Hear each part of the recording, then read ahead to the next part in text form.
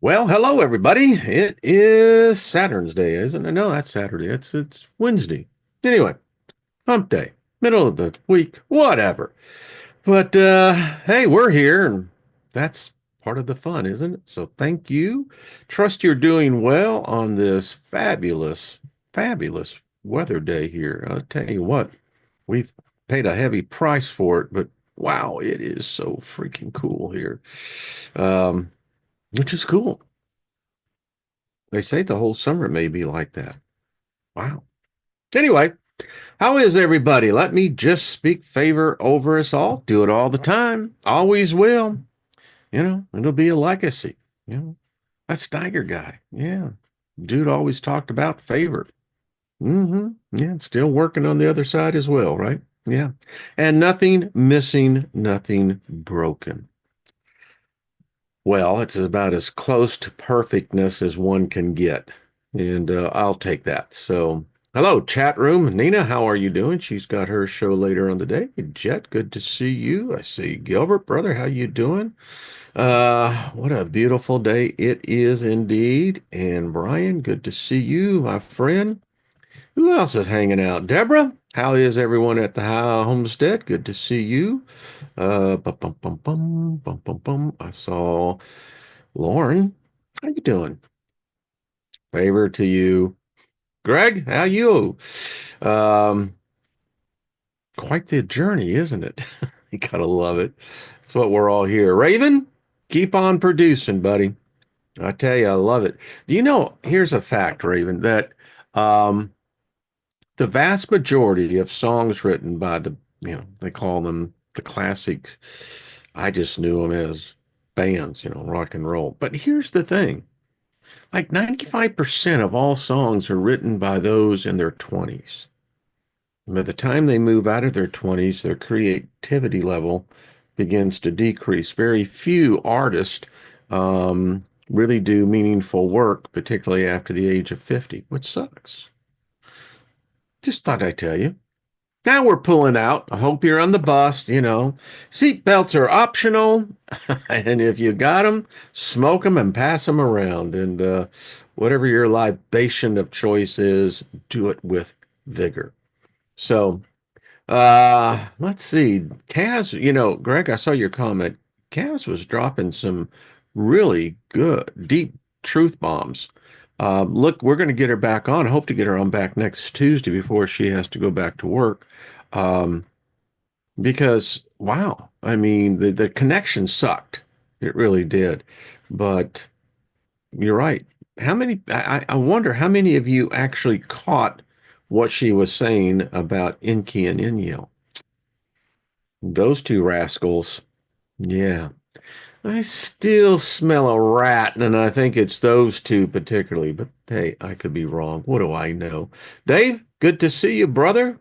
Much favor be to you as well. As I was going up there, and then it just it went. DC, what's up, brother? Let's go down in here. Truth, hello, speaking favor. I agree right there. Lost in space. How are you, my friend? Good to see you, Emperor Rex. Ah, yes, Rick, good to see you as well. Always, I mean, it's like a family here. Bonnie, good to see you. And Lori, how you doing? As I continue to look through here. So, hey, I appreciate it. Appreciate all of you. Tori, good to see you. To be safe on this bus.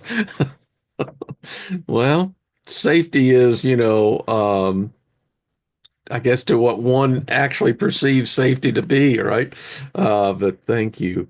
Hello, Stephanie Marie. Much love to you, darling. Good to see you as well. And to do bum bum bum, Angel Dreams. Good morning to you. Max, how are you, fella? So, Elderberry, good to see you. Beautiful day out there, isn't it? Actually, it's a little freaking chilly, but I'll take it. Yeah. Our state legislator in Missouri, what a bunch of, you know, I'll keep my tongue. But those morons, people sell out, you know. Most people don't have true integrity. moral fortitude. They cave very quickly. And I'll just lay it out there. That's why most people's magic doesn't work. They're only pretending, they're trying, they're testing, they're experimenting. Eh, most of the time that isn't going to work. Yeah, you got to be committed, baby. That's what I'm saying. But anyway, getting back to the fact that, hey, we'll let nature cool us and pocket the savings while we can. Hello, Ann. How are you doing? Good to see you as well. Bum, bum, bum, bum, bum, bum, bum, bum, bum.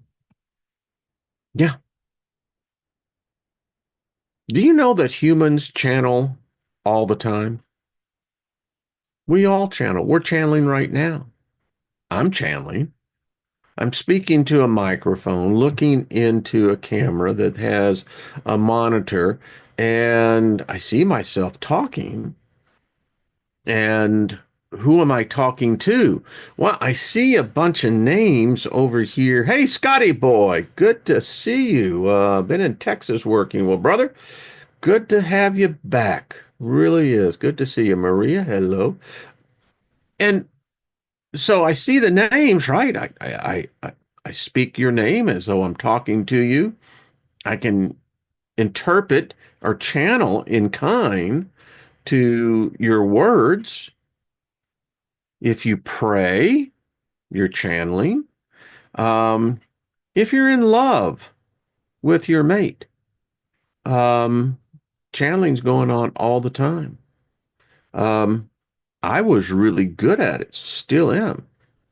As a prayer warrior back in the day, getting up at 4 o'clock in the morning to do intercessory prayer is a commitment. You know what I'm saying? But believed it, and if you immerse yourself into it completely, um, you know, stuff happens. It seems like, wow, we can actually affect reality, the fabric of reality.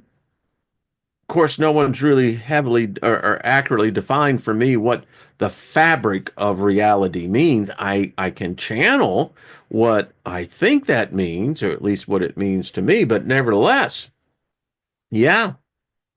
And working with spirits, to me, it's not a big fucking deal because I'm a spirit. You're a spirit, I'm a spirit, we're all spirits, you know. So you get to work with his spirit. You get to work with his spirit. I get to work with his spirit. We all get to work with the spirit. You know what I'm saying? Because we're spirits. And, if you want to go by this bigoted,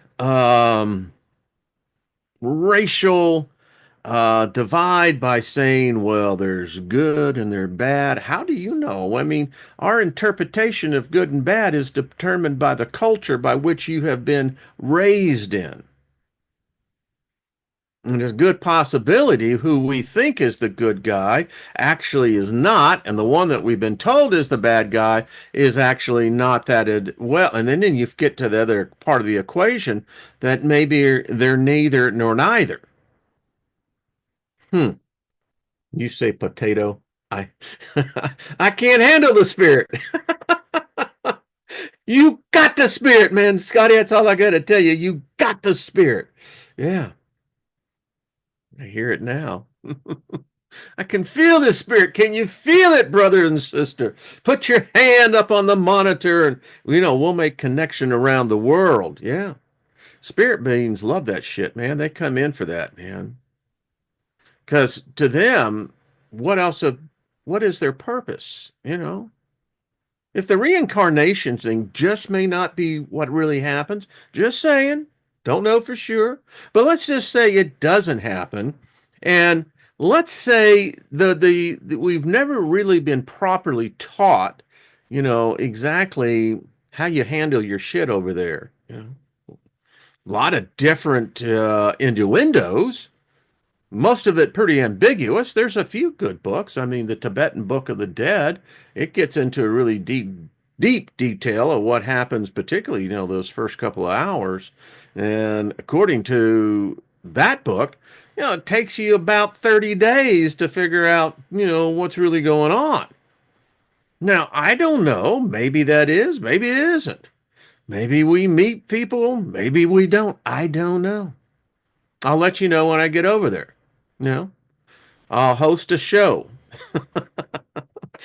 And now premiering, live from the other side, you know. But anyway, and I often say this, and I try to do it sometimes in jest because, you know, a person who has a high developed sense of humor is typically very intelligent. So that's why I can't believe all these God things that I was taught, because that's not an intelligent being.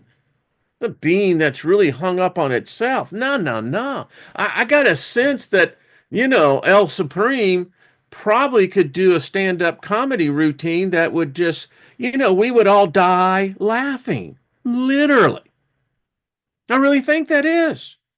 I mean, the gods that I've studied, they lack a sense of humor. And I'm just going to say this. If your God has no sense of humor, you might want to choose another one.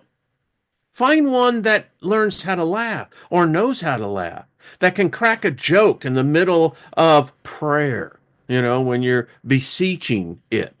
You know, if your God doesn't have a sense of humor, I'm telling you, it ain't no God.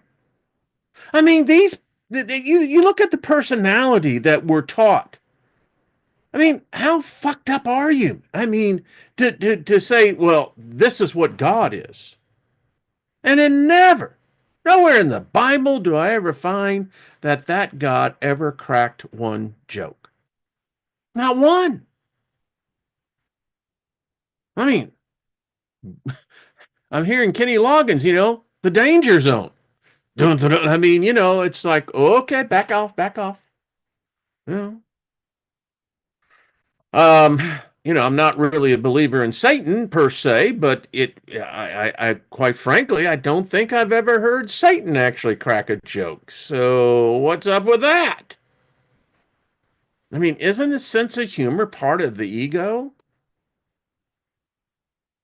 I'm a simple man asking a simple question. That's all I got to say. And it's true. So, because I have no doubt in my world, which this is my world, um, God does a nightly stand-up routine. You know, I mean, he just slays the audience. Oh, come on, that's just damn funny, you know? Uh, okay. See, you got to have a sense of humor. That's all I got to say.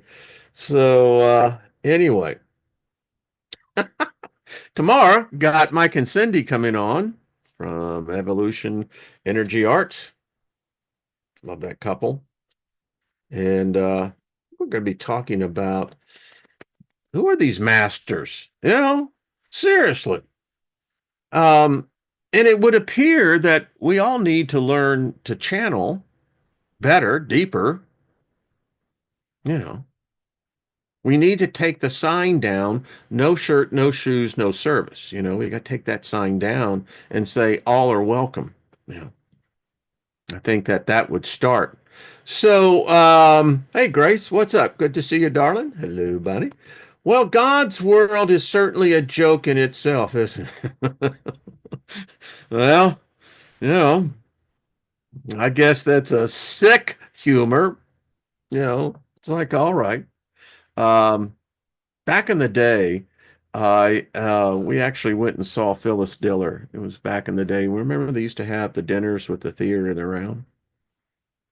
Irma Bombeck was another one. Crack your ass up.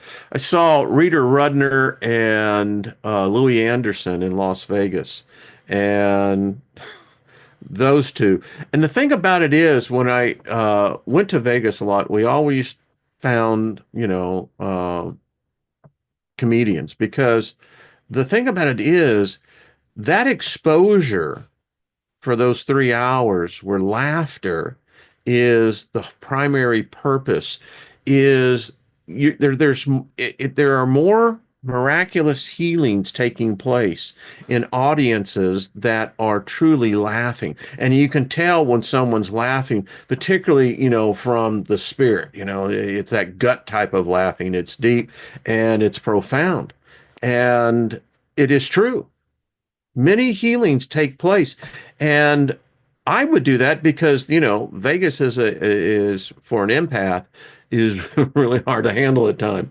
And but it was a place where I knew going in what to expect as far as laughing, anticipating, and then finding a person who can actually has that gift, the gift of giving laughter. I mean, that's a healer. That's what it really is. And once you start taking in that medicine of that laughter because of that energy, it's healing cells, it's healing organs, and psychologically, and even your spirit is just bathing in the rays of that high level, high frequency intensity. Hey, Gaia. Good to see you. Norm Cousin, another good one, yeah. And you know who and it's sad that that he passed over way too early. Um, right. He had kind of like also, oh man, I'm thinking of a lot of them. Yeah. Anyway, good medicine. Laughter doeth the heart is a good medicine, right? So there you go. Hey, Chloe, what's up? Good to see you, Stephen. Jim Bacchus, yeah, yeah. It's so true. Stephen Wright. I mean, that guy's humor was, it was so freaking deep, but it was so methodical, monotone. But crack my ass up. So anyway, Bonnie says I carry a book of jokes that I wrote down in my purse. I love that. Now that's cool. Hello, Pete Rocks. 562. Good to see you. Much love to you, Chloe. Yeah. How is I was wondering, oh God, now I forgot his name. Well, far be it for me to ever mistake, make a thing, but anyway, moving right on along. Laura said, met a man who was a well-known boxer for his day, who was in Goodfellas. While I was in Vegas, he came up to me to say that I was a good dancer. Well, Bonnie, I can take that. Love to see you dance. Dancing is good. It's good cardio, man, gets those endorphins out there, And listen, I love rock and roll. There's no doubt about it. But I love classical. And I really enjoyed disco. I know Bob Seger says that he'd never get up on the floor, but you know what? I really did.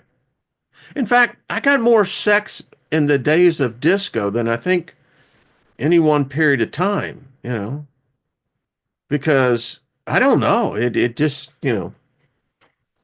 I'm sure it was only me, right? No one's ever else had that and never went out and, was looking to get laid and, because that's what you do in your youth and, yeah.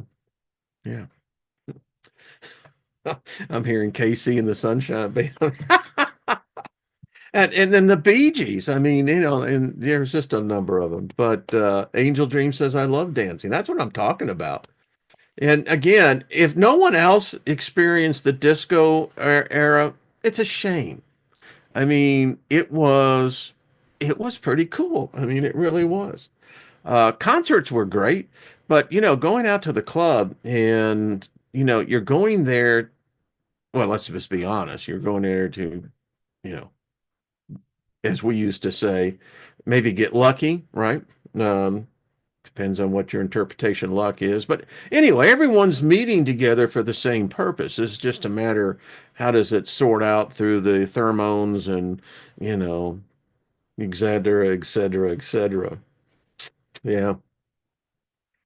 Max says, I love disco. I was disco going, dude. Yeah, that's what I'm talking about. I always had, Quaaludes with me, which were always a big hit. I mean, and I'm sure I'm the only one that ever did that as well. But, see, that's what I love about this life. And when it's time to do the review, I'm going to say, hell yeah, I was doing that. Absolutely. That's all I got to say. But it is so true. That's what I am saying. Uh,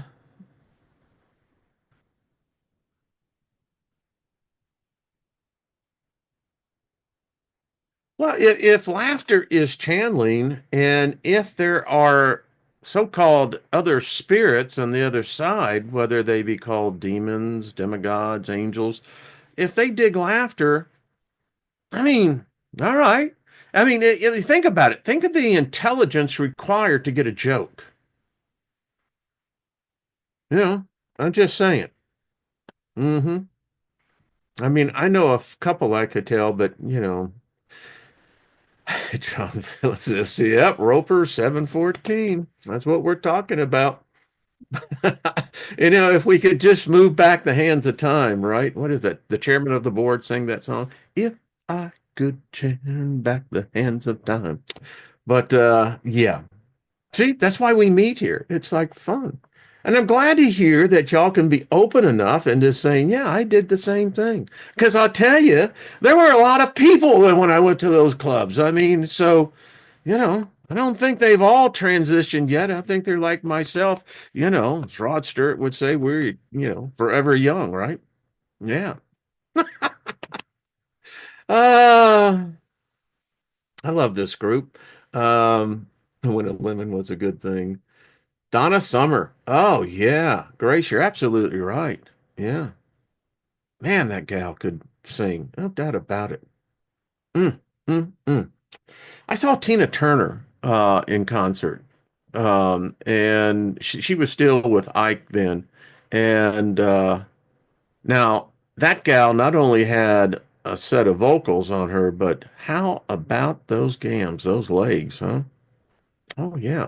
Recently saw Cher, 78 years old, fishnet stockings, stiletto heels, skipping across the stage. Come on. I mean, hell yeah. All right. So, True said no lewds, but psilocybin. Well, I had the mescaline too. You know, I respected my trade. I sold entertainment just in a pill form. And sometimes, plant form. And the product was always good. It always delivered. So, yeah, it's just a matter of how you perceive things in life. That's all I got to say. So, Wire says, hello, how are you doing, San Francisco? I'll be 73 next week. Been hell on wheels since I was so-called born. I've not been told. To me, it seems that fear is what we are here to conquer. Laughter does a great job at this. Yeah. I mean, if you laugh at someone who, is threatening you, I mean, typically you're going to get one or two reactions. You'll get that immediate rejection, or then or has the other effect that suddenly get that moment, that epiphany, like, oh yeah, look at me. Anyway, yeah, I agree. I agree. Max says, I refuse to grow up. I pretend. Max, I'm right with you. I didn't get the book. Someone wrote me and said, are you ever going to grow up? And I wrote back, I said, I didn't get the book. I mean, I don't know. Maybe it got lost in the mail somewhere. I don't know. I didn't get the book of how to grow up. So now what the hell do we do? That's all I got to say. Hey, Brandon, good to see you. So in the review, and I have a hodgepodge, eclectic group of different subjects because there there is so much happening that I think it's fun sometimes to say, "All right, time out." World, just keep on with your badass self. For me, I'm going to sit here out and I'm going to sit here and review for a second, making sure that I got the balance of the, hopefully. And yeah, so how about we go back and look at a document that we can now look at with, well, someone would say, give me one second here. Do do do do do do do. Bum, bum, bum, bum, bum, bum, bum, bum. Give me one second. He is still. I'm here. I'm just getting over here. Don't worry about it. Bus driver's just fine. I also have, autopilot sometimes on this thing too. So, yeah. Because I can get back there and the conversation in that last row back there in the back, I mean, that group back there they're like partiers, man. Love y'all. All right. So why don't we go back? So we can actually take a look at a document that's nearly a quarter century now. I remember doing this. See, I started my original channel in 2012, then I got this one in 2014. And I think this was like one of the first documents that, because even when it came out in 2014, it was already 13 years old. That lucky 13 has been all around me. And if you see 13 in, your daily things, good fortune. That's all I got to say. So I love this. And I was looking through my files and I just started laughing because I said, well, here we are. We are the future. When this was written, we weren't here yet, but we are now. And so since we're here now, we can look back then to see where we were supposedly going. And, you just can't help but ask yourself this question: what the hell did these people know that the rest of the world didn't know? And again, this document came out in July 2001. So this is The Future Is Now. Remember the NASA document, warfare strategy document, and it has a number of things that we can look at today and go, "Wow, isn't that odd?" Um, let's see, just a whole lot here. Let's just briefly go through it quickly. So the war strategy. So did they have viewers? I think of Max Vision on this one, that, you know, remote viewers, were they seeing us? Because a lot of what this document was laying out has actually come to pass. Um, so they're talking about warfare that was then, nearly 25 years in the future. And they're thinking about the future and they're saying, well, the enemy after next, the ongoing worldwide technological revolution. And you have to understand, 2001, we know what was going on. It wasn't Facebook. You couldn't do mobile phones, cellular phones were still on analog, moving over to digital. You didn't have Amazon. That wasn't there. You didn't have Facebook. You didn't have YouTube. You didn't really have, what we see today and take for granted that it's like always been here. Um, and so they were dealing, and I thought this one, that the bots, the Borgs, and the humans welcome you to 2025. Now, if you have a mind that has a certain uh, let's say elasticity, this can get really funky. It's fun, because you're both living in the present, you're looking at the past, and because the past was looking at you as the future, and hell, we were all in it. Of course, that's taking for granted that those who were still born before this time. So you can see all the people, all the cast of characters. You have DARPA, which is, the venture capital side of the Pentagon. I mean, seriously, we've written proposals back in the day to DARPA. You could get funding. Yeah.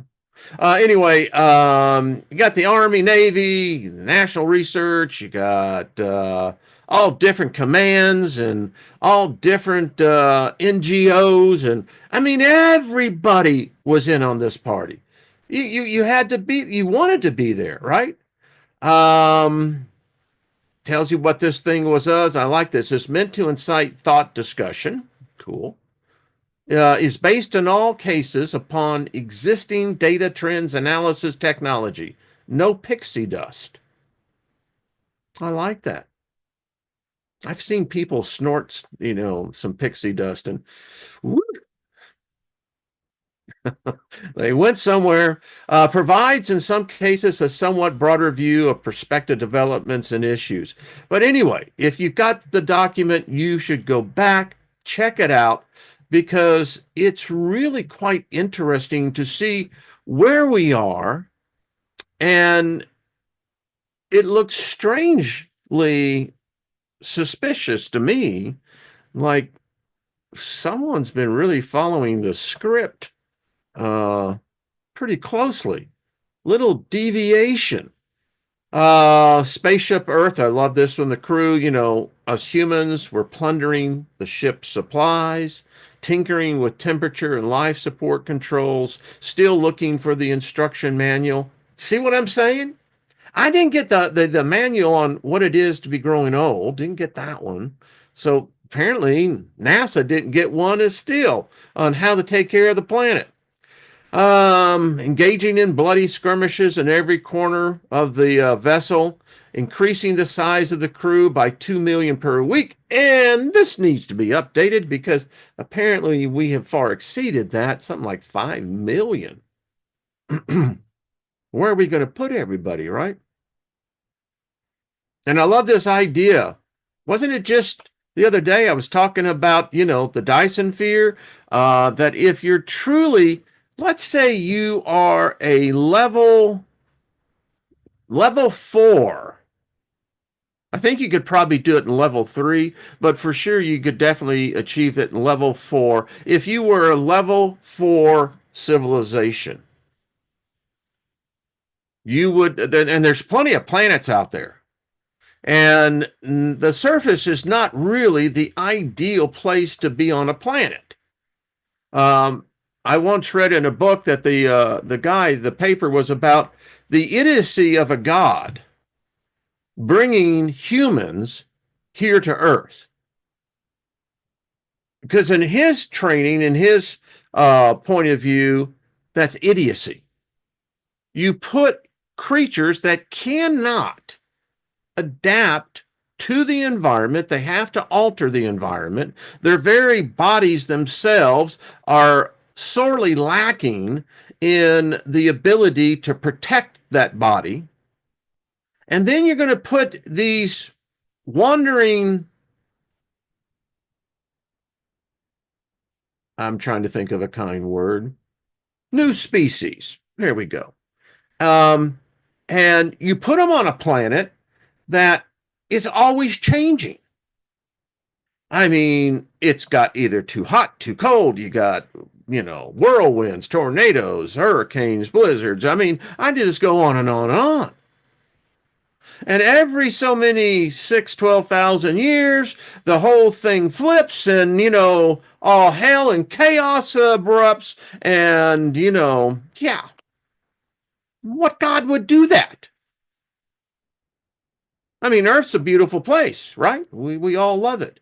But yeah, if you look long term, well, apparently the surface is not. So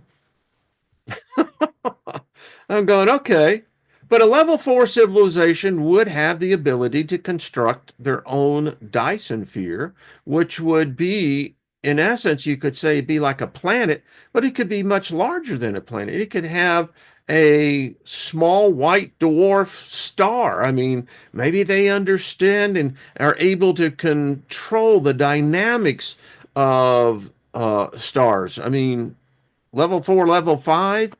Yeah, and I truly believe if we could get to a level one civilization, we're not there yet.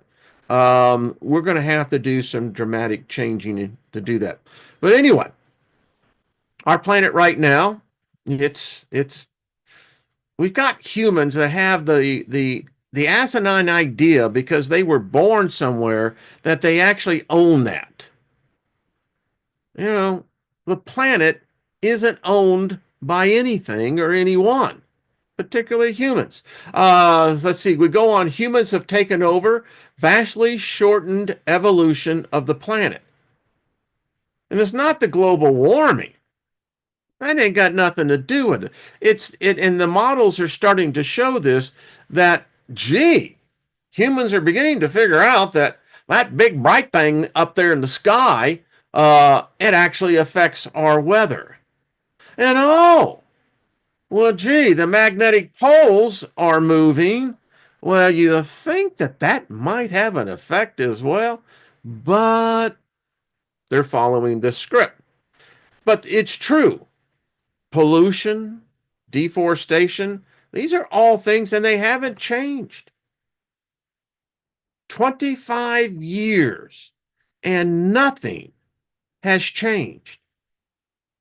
Um, Look what China has got now with these three gorge dams. They Get this, they broke the freaking mantle. That was so heavy. And yeah, they're having all kinds of regrets on that one.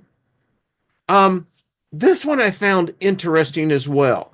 Um, Genomics, design and repair, mind children. And here we are, because we were the future when this was being put together. And so we are the future. We can look at this future right now. And how many of you would probably say that if we could have only told them what they were talking about and gave them maybe a little more harsher warning? Can't do that now. Cross species molecular breeding, direct evolution. And if you really want to have fun with this, do some research on every one of these points, and you're going to go, oh, crapola. Yeah. So, folks, the future is here. And, well, if we only had knew, and the thing about it is, these type of documents, you know, for most people, they become stale. But for myself, I look at this and I'm going, all right, so what if you took the same groups that were present when this document was produced and have them produce one today, and let's go 25 years into the future? So, what will the year 2050 look like? I, for one, will be 95, you know, if I decide to stay. But anyway, and it's very much in the realm of possibility, highly on the list of probability. So what is it going to look like? We didn't really this thing virtual. This is what AI became, and look how much AI has taken us over. So anyway, there we go. It's a lengthy document, but if you want to have some fun, you can go, all right. I mean, and all of it came to pass. And we really didn't understand this. Telecommuting has completely been redefined. Teleshopping. Well, it wasn't tele anything. That evolved into e-commerce, and so tele e now AI. And boy, we're living it. So, all right, giving each side. I wrote a note here when I was putting this together. If all you have or all you know is just one side of the equation, then what do you really have? I mean, if you're just one-sided, like you're one political party or one belief system, and you refuse to be open-minded, because all those things, they tell you don't be open-minded, because once you open your mind, well, you know, you could be compromised. But if all you have is one point of view, well, what you have is half lies, half truths. And so I say that because to me, I always love reading what people are channeling, where the opponent, the one that, certain group says it's the world's woes are because of this one person, this one entity. And that's, of course, Satan.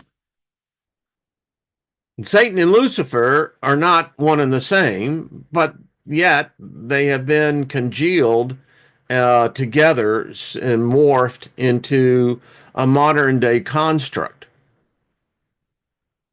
And so I find it interesting when I can read what people are channeling on these entities. I think that's very cool. Are they actually making contact? Well, even if one had the point of view or position that, well, they're merely making it up with their imagination, you've got to admit that's a damn good creative imagination. I mean, we all have conversations with ourselves, and actually, many of us get in arguments with ourselves. If you have doubts, and doubts are a hindrance to you, you're having a deeply um, entrenched argument with yourself. Think about that. So let's just read. This, by the way, is the Joy of Satan Ministries. Hey, listen, the United States may say that we believe in God. Well, okay, there's a lot of gods, you know. And if I look at this, which is not part of the United States, but Washington, D.C., it's a district of Columbia. Columbia, by the way, is a demigoddess, but let's not go down that hole. But if anyway, um, it certainly looks within those buildings as they adorn them, they're adorning them with the gods. I've done so many studies on this, and you can go back into the archives. So don't tell me, keep on arguing. There's a demigod in power right now. Anyway, so this is one channeled expression because I've often said that the problem that I still contend, there's not a book that I have found authentic enough in my humbled opinion that I could say, well, that is Lucifer. Because I know how Lucifer was constructed. So at best, Lucifer would be an egregore, which a thought being, and that I can wrap my head around that. But I often still say, what an interview. Who knows? I may get that interview one day. Could you see that? Yeah, it would be a fabulous one. And then I just heard the back of my mind, well, Steiger, you may have already had that interview. Oh, okay, pretty cool. So anyway, let's read this. There is a positive and negative side to all things to keep them in balance. I can dig that. To keep the universe going. There are awful and terrible things that must happen, destructively, destructive, deathly things, and there are good and miraculous things that must happen, full of life and creative construction. It seems this would come to each randomly, and it seems thus it should continue this way for eternity. This is not true, and this is the essence of who I am. Well, you see, my biblical training has taught me that there is eternity is it's finite. How can you have eternity of eternities? The world is to evolve out of this. Okay, and that means we're stuck in it, right? There is always another way to do a thing. That way is far away, but it is still a possible way. Destruction and terror will not always be the other way. But until the time comes when destruction and terror are removed, the world you must work how the world works. Until that time, that will come in time. This is me, a perfect balance. This is necessary, destruction and creation. Now, when I read these kind of things, I'm going back to Kali. I mean, going back to the Hindu belief system, which I think is older than Satan, which is, I think, is older than Lucifer. What do I know? Um, since the time is not yet, and you are in that time that is not yet. Oh, come on, that was pretty clever, giving you the NASA document, then, you know, transitioning into this vignette. Thought it was rather clever. All right, I'll pat myself on the back. Destruction and creation are in your hands as they are mine. Do not be afraid to do these things until the time comes where these things have found more peaceable means. You must keep the earth in balance. Do not be afraid to destroy. Do not be afraid to create. Listen to me. Create with all your being. Destroy with all your being. You will not be more created by creating any more than you will be destroyed by destroying. Are you more created now? Are you here or are you destroyed? Well, that's a philosophical debate you could have right there. I mean, if we're truly spirit beings, then that tells me that spirit can't be. I don't see how you destroy a spirit. I don't see how you convert the essence of one's existence into energy, and then that somehow that energy is either consumed or destroyed.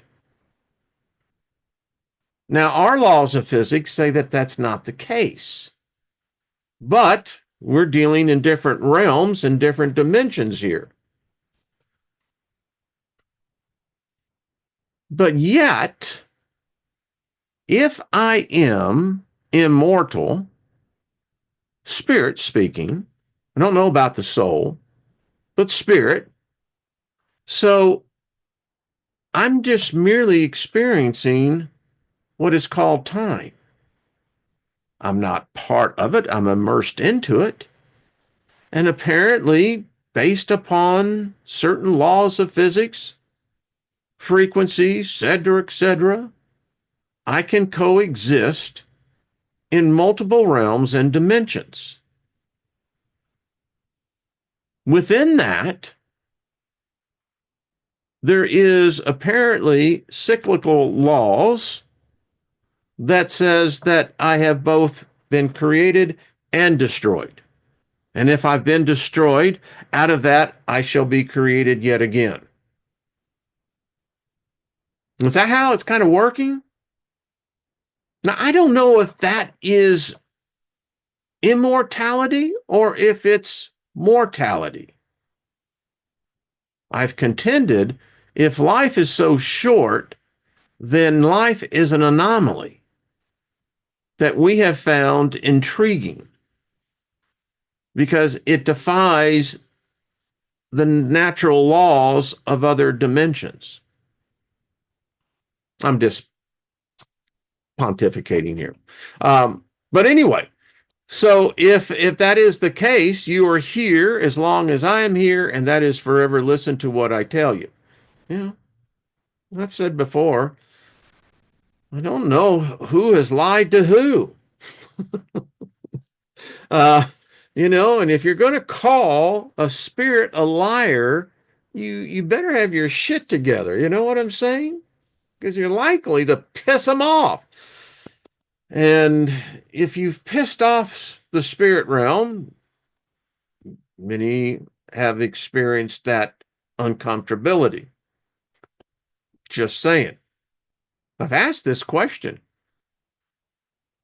Are do the spirits find you trustworthy? Yeah.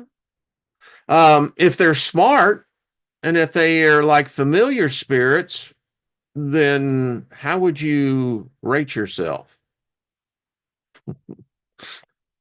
Be honest, right?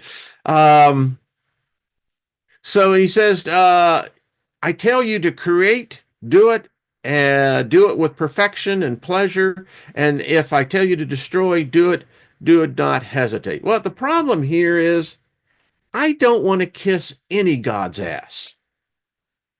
I mean, I don't even kiss my own ass. So why would I kiss another God's ass? It's just simple man, simple spirit.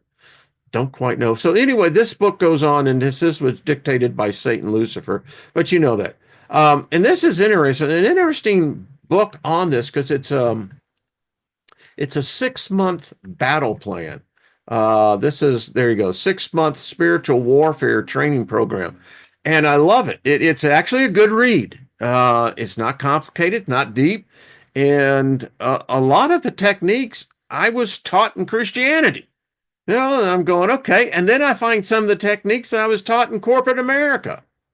You know, taking the business school courses, you go through this and you're going, I've seen this before. And today, when I look back, I at one time had in my resume on LinkedIn that the problem with most corporations is that they don't quite understand the dynamics of what they're dealing with.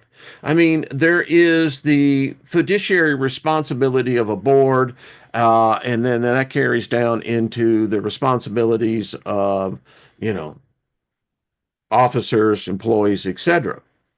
But what they don't understand is that they're also immersed into a spiritual battle.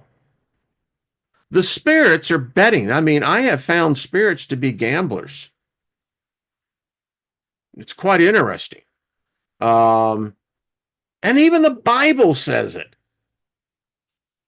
I can hear someone say, "Well, where is that in the Bible?"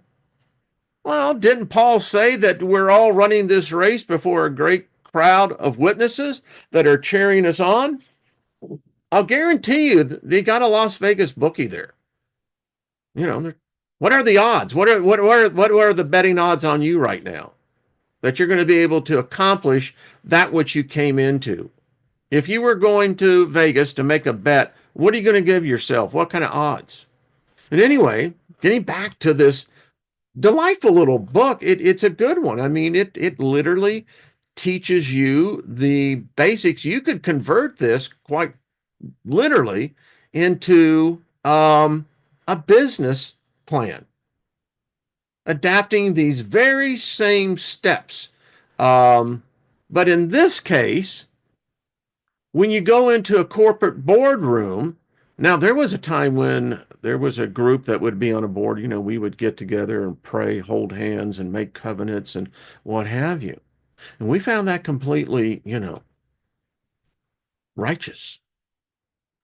But from another point of view, well, so you're invoking spirits, eh? I mean, you're calling down this God that you haven't seen to bless you, to prevail against that which opposes you. So, if that's the case, then you should be able to have just the opposite. I mean, the other remaining board members should be able to bring in their gods, right? It's only right, one would think. And then you have the neutrality factor where you have people say, well, there's no room for that in corporate governance. Well, I disagree. A lot of room for it because if you're taking the so-called neutrality position, well, then you're going to be subject to every wind and wave and et cetera that comes by, and yeah, get your ass kicked. But any case, and if you're not into this kind of stuff, that's cool too. Yeah, we all have our own free paths to do it. So yeah, I wanted to cover this one because I do get emails from time to time about people who are either under curses, feel that they're under hexes, bindings, or they want to cast curses. The thing about human nature is we are natural, by our very nature, curse throwers. We were cursed, if you read the story, by God. This God, who is supposedly perfect in all of its ways, has the ability yet to curse that which was created, and somehow you get imperfection out of perfection. But the thing that I have found in life is that many of you curse yourself. Many of you are living under curses that you've spoken over yourself decades ago. You never rescinded the curse. You never reversed it. And you're trying to operate now under a new primer and it ain't working. Well, that's because you have a superseding clause to the contract. And you have to understand that, yeah, there are those who will curse others. You see it all the time in the media, all the time. And, you know, it's just the way things is. So, in this one, this is pretty deep, but remember, if there's a curse, there is a reverse. You can reverse the curse, and it's not that difficult. Rather clever, wasn't it? Let's see. This is a curse. If there has been unfairness done to you, let's just read what one of them sounds like. Because this is exactly, you just reverse it. You can make it a prayer. You know, I summon the elements. Well, if depending on your brand of Christianity, you have the power to summon the angels, the elements, elementals. How about that? I invoke them, I conjure them to do my bidding. All of this is like, New Testament theology. The four watchtowers, which while lay their eyes and minds, there shall be fear and guilt and bad blood. There shall be submission and no pity. I point the threefold law against thee. Against thee it shall be pointed. Threefold, 100-fold is the cost of my anger and pain. Now, if you don't understand these principles, the 100-fold principle, oh, my goodness, I was taught that by one of the best wizards ever, and that was Kenneth Copeland. Now, I know probably there's a couple of you probably in the chat room. I can't see the chat room at the moment, but I think a couple of you already know which book in the Old Testament do you understand or find out about this hundredfold, tenfold, threefold return. Well, just so I can put it out there, first of all, this was first used with Abraham, particularly with Isaac. And Isaac was operating under the thousandfold return. But then you get all the way to the last book of the Old Testament through, the King James perspective, and you get in the book of Malachi. So there is this hundredfold principle. Now the question is, how many times have you cursed yourself? Yeah, and it gets really interesting. But let's finish. Let's see. These shall be blinded by fear, blinded by pain, blinded by me, cursed by me. So mote it be. This curse shall be laid upon the victim while burning an image of the victim, wax sigil, photograph, drawing anything in the flame of a consecrated black candle. Now, within every curse, there is the reverse. So, you know, and if you understand the law of binding and loosing, yeah, you find it like, oh crap, man, have I really cursed myself that much? Okay, I'm going to reverse this right now. I had the favor ritual. If you have that, if for those in your files, you ought to do it. I mean, the favor ritual reverses every curse. I'm just telling you right now. And, you can have love, and love covers a multitude of sin, right? According to what it says. But I also believe that if someone is cursing you, then you have to have, you have the right to reverse that curse and send it back. So we could do a whole thing on curses. I think this was so this is the hex, discord, and darkness. I mean, talk about it. Lucifer's touch, the powerful evil hex, bones of anger. I mean, yeah, three nights of hell, the candle spell. I like that one. Marriage to hell hex. There we go. Some people swear that they married a succubus, but I don't know. I married an angel. Smiting, battered, beaten, torn. I mean, yeah, it's all here. And I'm looking at the time and what the heck? So I think when we get together again, I'm going to continue this because wanted to go through the sixth and seventh book of Moses. I mean, this all has a theme into it, which is, magic, right? Spells, curses, are they not magic? Well, I guess another answer to that would be their mainstream religion, their mainstream politics. So if we live in this this goo of curses, hexes, blessings, but it seems like there's more cursing than there is blessing, but blessing means to be less. So what am I doing? Well, sometimes it helps to read the where all this came from. And I did this one years ago, 8 years ago. And I thought, you know what, this is a good thing to go back and read because you read some of this and you're going, I think we may have forgotten that part. So, man, where did the time go? Time travel is real. That's all I got to say about that. So this is the sixth book of Moses. And I love this stuff because when we went through this, it opened my eyes to so much of what I had been taught. And it was like, uh-huh, I knew it. I knew it. I knew it. And it's like, okay. So, and then we're going to get into the book of the art of seeing. We were going to go back and look at the book of forbidden knowledge, all the fun stuff that has got us here. So anyway, but